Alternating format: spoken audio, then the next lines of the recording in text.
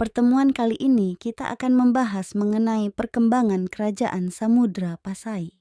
Kerajaan Samudra Pasai terletak di pantai timur sebelah utara Pulau Sumatera, yaitu di sekitar kota Lhokseumawe, Aceh Utara.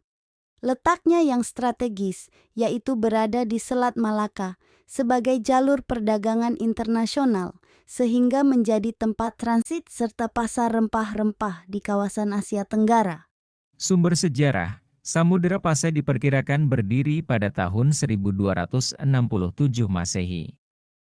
Hal ini diperkuat dengan bukti, 1. Batu nisan dari Raja pertama Samudra Pasai yaitu Sultan Malik Al-Saleh berangkat tahun 1297 Masehi. 2. Berita dari seorang penjelajah Italia bernama Marco Polo yang pernah singgah di daerah Samudra Pasai pada 1292. 3. Berita dari Ibnu Battuta. 4. Hikayat dari Raja-Raja Pasai karangan Hamzah Fansuri pada abad ke-15 m. 5. Batu nisan Nahrasia yang memiliki angka tahun 1428. Pendiri dan Raja pertama Kerajaan Samudra Pasai. Menurut salah satu sumber, ada menyebutkan pendiri Kerajaan Samudra Pasai adalah Nazamuddin Al-Kamil, seorang panglima perang dari Mesir, yang kemudian menjadikan Meurah Selu sebagai raja pertama di Kerajaan Samudra Pasai. Meurah Selu bertemu dengan ulama Islam bernama Syekh Ismail dan akhirnya Meurah Selu masuk Islam dan mengganti namanya dengan Malik Al-Saleh. Hal ini dibuktikan dari hikayat Melayu serta pendapat beberapa ahli sejarah. Perkembangan politik, Samudra Pasai adalah salah satu kerajaan Islam pertama di Nusantara. Politik kerajaan ini didasarkan pada prinsip-prinsip Islam, dan pemerintahannya dipimpin oleh Sultan. Samudra Pasai mencapai puncak kejayaan pada masa pemerintahan Sultan Malik As-Saleh di Tanadai dengan luasnya daerah kekuasaan dan memiliki hubungan politik perdagangan yang luas dengan kerajaan-kerajaan Islam lainnya di dunia, seperti kerajaan-kerajaan Arab dan Turki. Perkembangan di bidang sosial, masyarakatnya terdiri dari berbagai suku bangsa, seperti Aceh, Melayu, dan Jawa. Mayoritas penduduknya beragama Islam, dengan sebagian kecil masih menganut Hindu dan Buddha. Bahasa yang digunakan adalah bahasa Melayu dengan aksara Arab. Terjadi akulturasi budaya antara budaya Islam, Hindu, dan Buddha.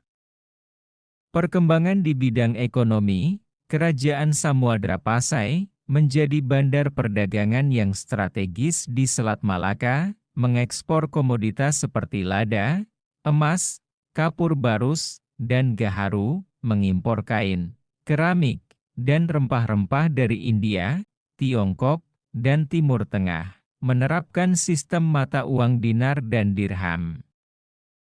Struktur pemerintahan Samudra Pasai. Struktur pemerintahan Samudra Pasai terdapat menteri, syah bandar dan kadi.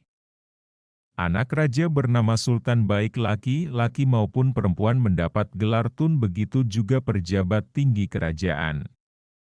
Dalam Kerajaan Samudra Pasai terdapat beberapa kerajaan bawahan atau kerajaan vasal dengan penguasa bergelar sultan. Agama Kerajaan Samudra Pasai, agama mayoritas di Samudra Pasai adalah agama Islam. Sebagian kecil masih ada yang beragama Hindu dan Buddha. Dari catatan M. Ahwan dan Tome Pires menyebutkan bahwa masyarakat Pasai mirip dengan Malaka seperti dalam hal bahasa, tradisi, perkawinan dan kematian.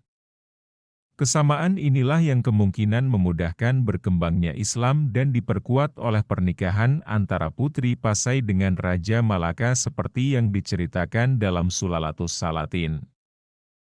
Kemunduran Samudra Pasai. Masa kemunduran Samudra Pasai salah satunya disebabkan karena pertikaian internal kerajaan yang menyebabkan perang saudara. Dalam Sulalatus Salatin menyebutkan Sultan Paai meminta bantuan Sultan Malaka untuk meredam kekacauan di kerajaan. Pada akhirnya Kesultanan Samudera Pasai runtuh oleh Portugis pada tahun 1521 yang sebelumnya telah menaklukkan Malaka pada tahun 1524 dan kemudian pada tahun 1524 Pasai masuk dalam Kesultanan Aceh. Berikut ini ada 10 peninggalan sejarah Kerajaan Samudera Pasai.